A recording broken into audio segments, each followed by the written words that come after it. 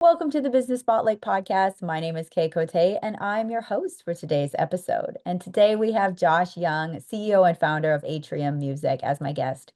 We're going to be learning about his business, his journey to business ownership, best practices he's learned, and maybe some challenges that he's faced in this journey of business to give you an inside look to what it's like to run and operate a business.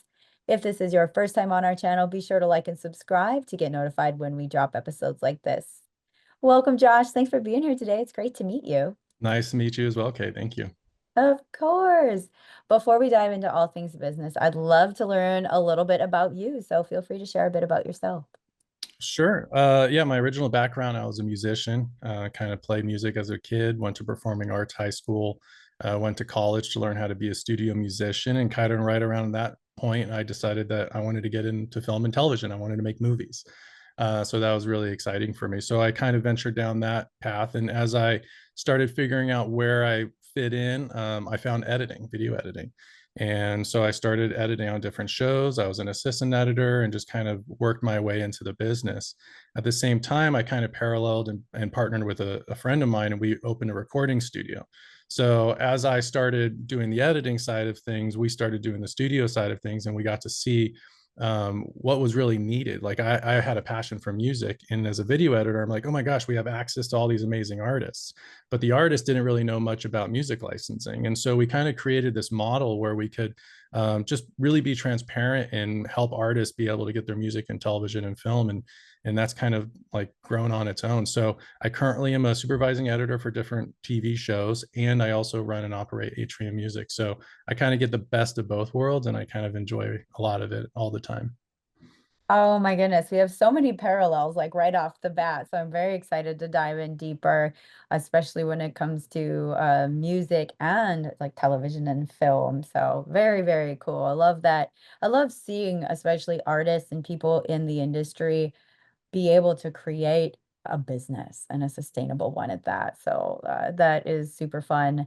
Okay, so now how many years did you say you were in business? We've been doing it for almost 15 years.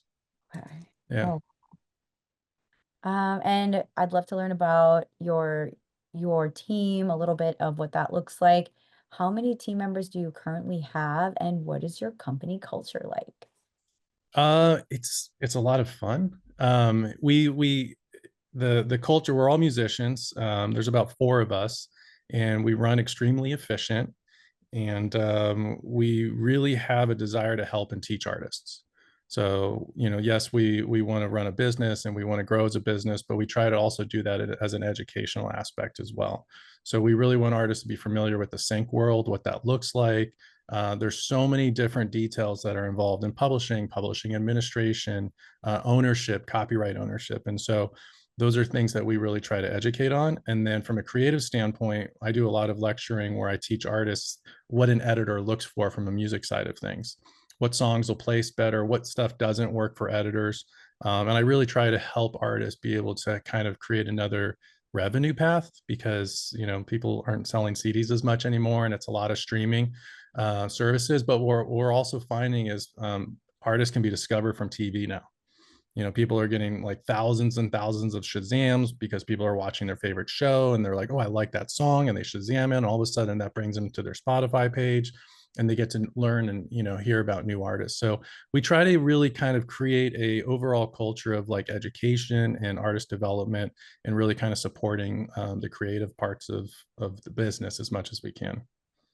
Oh, that's incredible. Now, I'm curious, what kind of genres do you like? How many genres do you work with, or like all genres, or are you more like acoustic, electronic? We want all genres. So we do a lot of artist stuff. We also have a lot of composers. We really try to be an all-in-one, and we really try to have different artists who focus. Like if their strengths in pop, I want them to write pop. I don't want them to write, rock. And so we really try to make sure we have everything the best we can in every single different genre we possibly can, because we never know when we're going to get a brief or a request for something that's in some obscure genre. We did a bunch of we did a dating show, but it was a worldwide dating show, and they wanted music. They wanted French love songs, and they wanted love songs from the Middle East, and so we had to be able to find different songs in different languages, and so we really wanted to have a strong category in all those things. So we go and find the best we can for each different genre. Oh, very cool. Yeah. Now, I kind of want to take it back to, was there like an aha moment for you when you wanted to start this business, or was it something that was like on your mind for a while? What was that story like?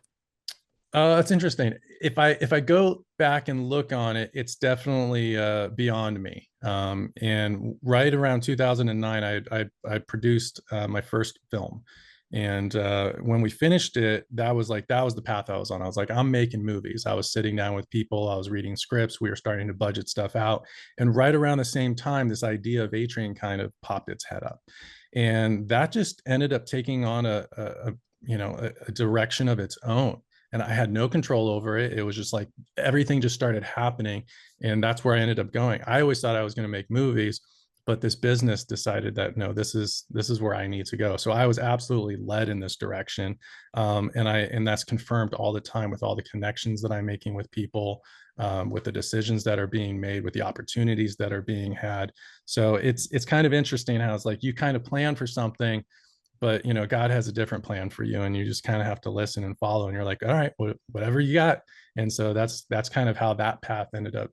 And we really wanted to create a safe environment for artists. The music business and the entertainment business is kind of, it doesn't have the best reputation for people to have integrity, right? Mm, And so when you dive into something, there's a lot of skepticism, and so we just wanted to kind of get rid of all of that and be like, this is everything that's going on. We wanted to be transparent. We wanted to provide opportunities that were the same for every single artist coming in. It didn't matter if you're a coffee shop writer or you had a big attorney from New York. Like, everybody had the same opportunities, the same deals, the same percentages, everything. mm. Right now we have 1,500 artists worldwide. Everybody has the same deal, right? So nobody can feel slighted or anything like that. And that was really important to us. We really wanted to make sure that people felt like they were in a great company that looked after them. And that's kind of where we are and what we're doing now. Oh, you hit the nail on the head, especially with the industry. And that's where I've struggled in my own business as well, is just structures and standards and like making everyone feel seen and heard, equal opportunity, or and just all the things that I absolutely love that you're bringing to the table in your business as well. And so kind of looking at, the first couple of years in business, I love to share a challenge that you faced and maybe overcame. And is there something that maybe you faced in those first couple of years of business that you overcame, and how did you do it? Yeah, I mean, everything that I know, I'm self-taught. So I've definitely made a lot of mistakes. I didn't have a mentor. I didn't have anybody to guide me. And so I was just going. I have the kind of personality where, like, when I have an idea, I'm just going to do it. And I'm going to figure it out. I feel like if I were to do it again, I would have made a lot of different decisions, but I learned a lot. And I think trying to surround yourself with people who know more than you is very important. Asking a lot of questions is really important, and then treating people well. I have a very specific way I want things done, and I learned early on that I couldn't really tell everybody to do everything exactly the way I wanted. I needed to have a team around me, which means that people are going to do things a little bit differently. And as long as we communicate well, we have open conversations about the future and the goals and all these different kinds of things, we can learn from one another, we can grow from one another. And I think that really kind of helped me realize, like, hey, this isn't my company, this is our company, Mm, right? And it's not even just the my team members that I have, it's all the artists too. Like, they're all part of what we're doing. And mhm, so when I sign an artist, my perspective is we're building a relationship. It goes both ways. Yes, we have 1,500 artists, and there's only 4 or 5 of us, but they're providing something that's beautiful and amazing, and we're also providing something that's beautiful and amazing. We're kind of coming together. So I look at those relationships as really important. I want to work with great artists. To me, if somebody has the best music in the world, but they're kind of a jerk, it doesn't matter to me. I don't really want to work with them. And so, because I do this every single day, My team does it every single day. We just want to continue to work with great people. If that means our business grows a little bit slower, so be it. I'm totally fine with that. So I hope that answered the questions. Like the early on stuff, we definitely had our challenges. So I would say if I could go back now, I would try to find more mentors that could Mm, help guide me through the process, because I didn't go to school for business. It was a lot of like self-help tapes or like leadership courses. The other thing that I believe is one of the most important things, especially in the entertainment industry, is leadership. There's so many people in the entertainment industry who have leadership titles or leadership roles, but they're not leaders. yeah. And my experiences in a lot of the shows that I've worked on, it's not fun, right? And there's ego that's involved. That's not fun. I want to be on a team, and I really want to be able to try to get the most out of each team member, not 40%, not 50%. And I believe the better the leader you have in an organization, the more you're going to get out of your employees. Oh, definitely. You said a lot of golden nuggets in that for sure, especially building a team and being heart-led, especially in this industry, it's huge. It's a philosophy because there are a lot of egos, there's a lot of personalities, and yeah, you want to work with the best people and bring people into that fold that are going to be a good fit, whether it be on the artist side of things or the business side of things. And so, yeah, that makes so much sense for sure. And looking at kind of like where you're at in business now, when you're looking to work with an artist, I'd love to know what, like if I were to walk in your doors today and or check you out online, how would I know I'd be a good fit for you? The way I put it now is, let me go back for a second. There are so many opportunities right now. Sync is just blown up, right? There's so much media out there. There's so much content out there. Every piece of content needs music. And so we're just seeing more and more content growing, but more and more artists are kind of like, I want to get in a sync. And so everything is just kind of exploding. The things that I look for now is I kind of go back to my childhood, and I think back to the days where I'd turn on a record, lay on my bedroom floor, and just close my eyes and just let it go. Right? That emotion that invoked in you is what I look for in music. I want that same feeling, especially as an editor. Like, in order to take my scene to the next level, I need amazing music, right? Mm, If it's just mediocre and people just pumping out music because they're trying to make a quick buck, that's not going to do anything for my scene. I want heart. I want passion. I just want to listen to something and be like, oh, that's so good, right? Because if I have that reaction, then when I put it to a piece of film or TV or whatever the case is, people are going to have that reaction, right? And yeah. it may not be as obvious, because if the music jumps out at you in a scene, maybe it's not doing the right thing, because you shouldn't have to notice it, but you're just going to feel it somehow, right? And that's like the golden magic of like watching something. You're like, oh, I love this. I'm like, I'm not sure why I love this, but it's just awesome. And then if you watch it again, you're like, oh my gosh, the music, right? Hmm. Because there's so many times you watch a film and you're like, I didn't even notice the music because it was just perfect, right? But it took you to that next level. So when people ask like, hey, what are you looking for? It's like, I'm looking for that feeling, Hmm. in Oh, every different genre. 100%. That is exactly how I feel when I go to a show. It's like you feel that it's like it's overwhelming in this beautiful way of just like this uplifting experience. And when, especially when it's cinematic, it's like chef's kiss. Yeah. Yeah. Yeah, I absolutely love this. Now looking at kind of where you're going in the future, where do you see your company growing to in the next 3 to 5 years? We just want to keep doing what we're doing. We want to grow. We want to help more artists. We want to find more opportunities. We want to find more companies that really have a passion for helping artists and allowing us to be able to place their music and their pieces of content. We want to show people what it's like to have a entertainment company run things the right way, Mhm. right? Where everybody kind of wins. And that's really what I want to do. And I love helping artists. I want to teach more artists. I want to speak to more artists. We want to grow with more artists. If everybody grows, we're all winning. And to me, that's so cool. It's so important. I love, one of my favorite things is when we place an artist's piece of music and it's their very first placement. and they post about it, and to see how excited they get about it, I'm like, oh my gosh, it's just that to me is the best feeling ever, because Yeah. you're literally making somebody's dream come true, right? And you can see it, and then you can feel what they're feeling. To me, that's amazing, and I never want to forget those kinds of moments, and really that's our goal of what we're continuing to do. So we continue to look for amazing artists, we continue to look for amazing placement opportunities, be it TV commercials, film, whatever. That's what we want to continue to do. Definitely. And I kind of looking at going on that journey, looking forward, have you noticed any roadblocks or challenges that you're currently facing that you could almost like wave a magic wand and it would be gone?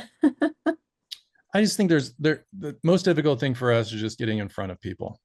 Mm, Right, there's so much content out there, there's so many people who are pitching to different agencies, or like producers or directors or music supervisors, and I really want our product to speak for itself, and I believe it does, because as soon as we get our music in front of somebody, or they see how we work, um, we have clients forever. mm, So that's the biggest hurdle, is just letting people know who we are, because we are a boutique agency. hmm. We are not one of the massive music libraries out there, or sync agencies out there that are backed by billion-dollar companies. we're Hmm. we're kind of like a mom and pop shop, but what we provide and the quality we provide is definitely on par with every single other company out there. Definitely. That makes a lot of sense. That can look like marketing pursuits, or even I noticed you had an article. I read a little bit of your article. Just kind of those creative ways to market. So are there anything like any marketing, I guess, pursuits you have right now that seem to be leading in the right direction? Marketing's a little bit difficult for us, because the consumer type of marketing ends up being not the target market we're looking for. Right, it's very inside, it's very like producers or directors, or music supervisors, or ad agencies, creative directors. You can't really mass market to those particular people, it's all based on relationships. When we do market, it ends up being to artists, and Yeah. and so that's a really great thing, but we also need to have the other side of it, where it's like these independent ad agencies know who we are, and they can Mhm. trust us and say, hey, we need music for this ad, let's go to Atrium. Yeah. Yeah. So those are the bigger challenges. It's a different kind of marketing, and word of mouth actually ends up being the strongest type of marketing, which is probably the case in every business. It really makes a lot of sense because when you're doing like B2B work with other people in the industry, and it is very like inside kind of who like you can bump into the right person literally in an elevator. Mhm. Yeah, that I've noticed that too. But with other music businesses I've, been a part of as well. So that's cool. I love to see this. And do you have a number? Like how many artists did you say that you're currently working on? We have Or just about 1,500 right now worldwide. nice. Yeah. And do you have any goals for how many more do you want to bring on, or do you have any numbers there, or is it kind of just a feeling? We'll continue to bring artists on as long as we can continue to service them. It's very important for me to, artists can text us, email us, and we get back to them within a few hours. As long as we can keep maintaining those kinds of relationships and kind of communication, we can continue to grow. Obviously the opportunities continue to grow, which means we need to be able to provide new music, and so the communication part is really important. I don't like the websites that it's like you can't get somebody on the phone, it's all AI, it's a chat. I'm like, no, my artists know that if they need something, they can text me, Hmm. or they can email my team, and we get back to them within an hour. Like that's super, super important for us. Communication is just, and if there's ever a discrepancy, or like, hey, I'm confused about this, and we have more than two emails go back and forth, we pick up the phone and call and be like, hey, let's talk about this. Right. That's the way I want to continue to operate. Definitely, definitely. It's like a lot of like kind of A&R and different things going on. And Yeah. but yeah, well, this has been so fun. I feel like I could talk to you for hours about music and the industry and just like business in general. But I'd love to dive into a fun part of the Q&A called our rapid fire question. Okay. So we have four questions. I kind of asked one earlier, so we'll kind of go over it again. But So, well, yeah, where you answer very top of mind. Okay. All right. Question number one is, what is a key to success for you? Giving back. Hmm, love that. Number two is, what is a piece of advice you have for other business owners? First thing that comes to mind is just listen. Mm, it's huge. Yeah. Number three is, what is it could be a book, a podcast, an article, anything that you've read recently or listened to? Oh, that's a tough one. Right now, I'm definitely into the more spiritual books. So let's see, the most recent book I'm reading right now is called The 210 Project, just discovering your place in God's story. And then before that was Praying Like Monks, Living Like Fools. Those are the Hmm. last two books I've been reading. Uh, I'm writing those down. Uh, Very cool. I love that. And the final question, which you kind of answered earlier, but it was, if you could wave a magic wand and rapidly improve one aspect of your business, what would it be? I just want people to know who we are. Wonderful. Well, those were our rapid fires, and let's start right now and get people to know who you are. Can you share, where can people find you and your business online? Instagram is the best way. It's Atrium Music Official, and we respond to people there. You can also go to our website, which is atriummusic.com, but really probably Instagram's the best place because that has all the most up-to-date shows, releases, announcements, that kind of stuff. Wonderful. Well, thank you for sharing that. And for our final question today, what is most inspiring to you today? Music, artists, music. I mean, that hearing new music and artists putting their passion in that, I mean, that inspires me each and every day. 100%. Well, thank you so much, Josh. This has been such an inspiring conversation. Thanks for being on the show. Thank you, Kay.